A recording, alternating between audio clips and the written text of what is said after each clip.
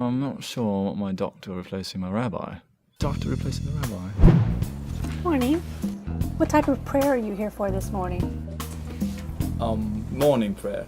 Write down what I had to eat. Yes. If you can just have a seat over there and wait for about 15 minutes. The prayer group is happening back there. Yes, and they're not ready for you. Or my rabbi replacing my doctor. Be a bit odd. Say Adon Olam Asher Molach B'terem Kol Yitzurni. But there's an undeniable area in medicine where morals and Judaism enter the picture. One of the things that makes me most proud about my Jewish background is the fact that the Torah and the Talmud together have really addressed most of the issues that confront modern technology. It's mind-boggling how Judaism's oldest book holds clues to modern medical dilemmas that we have today.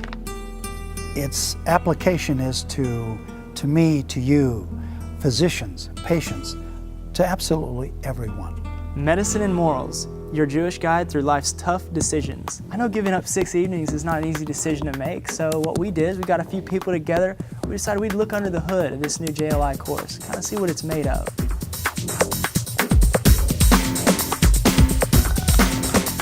There is a rabbi in England, Rabbi Pink, who has a personal passion for the subject of medical ethics. And he started giving lectures on the subject to groups of doctors. Many locals who weren't doctors actually wanted in on these very relevant yet unknown issues. Rabbi Pink took all his experience and his tremendous knowledge of all factors of Judaism and created a lecture that is not only for doctors, but for everybody. A JLI affiliate from Kansas, Rabbi Weinberg, he actually happened to be at the lecture and was blown away. He contacted Dr. Silverstein, who's in charge of the JLI curriculum development. She worked with the author and many other educators to develop a rich, interactive curriculum for all JLI affiliates. They divided the course into 6 sessions where they could really dig in and focus on many essential topics. One topic is about choice, medical intervention. Is it a choice?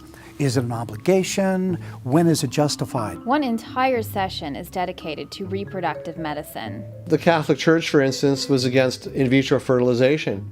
And from the early days, because of the Torah's view on when life begins, it was pretty easy. Is in vitro fertilization allowed?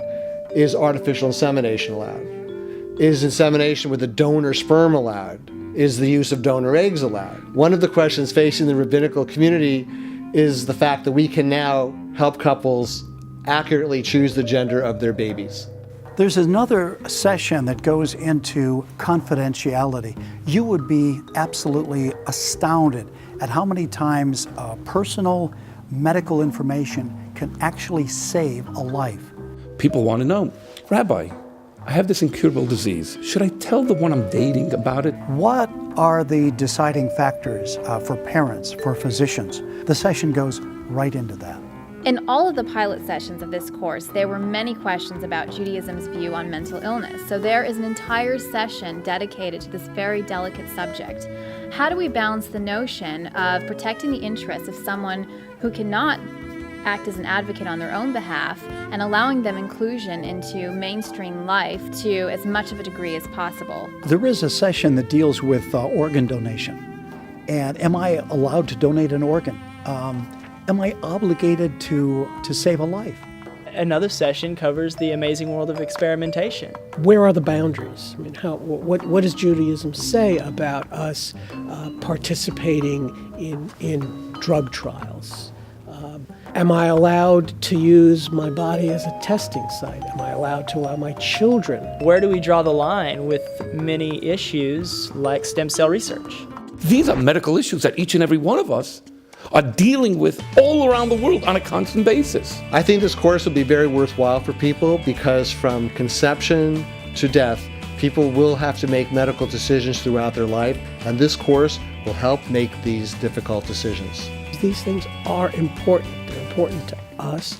They're going to be very important to our children, to our little ones, our grandchildren. The exciting thing about the JLI course is that it will give people the framework by which they can understand how rabbis make these decisions. No one course can give a person a Jewish answer for their particular need, but at least people will know what the issues are that rabbis contend with when helping them make their decisions. I've studied this course. I can't wait to teach it. I'm like a bull in a bullpen. I'm like a boxer ready to go out and box. I can't wait to stand up and bring this to all of my students. What better way for them to come for 6 weeks? I know that sounds like a lot. 6 weeks of vitamins to the brain, exhilarating topics, stuff that will change your entire world and your outlook on Judaism. Medicine and Morals is probably the most comprehensive collaboration between the medical and rabbinical communities. And you don't have to travel to England to see it. It's right here at Congregation Kehilath Jeshurun Beginner Center. People come to a course, they're not just looking for a new idea. What they're really looking for is something that will really make their life different, something that will move them, something that will change them, something that will talk to their gut. I don't know how JLI does it, but every single course, my people walk out and they say, wow, you were talking to me.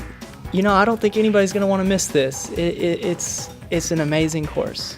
This course is a must. You can't TiVo these 6 lessons. You have to be there.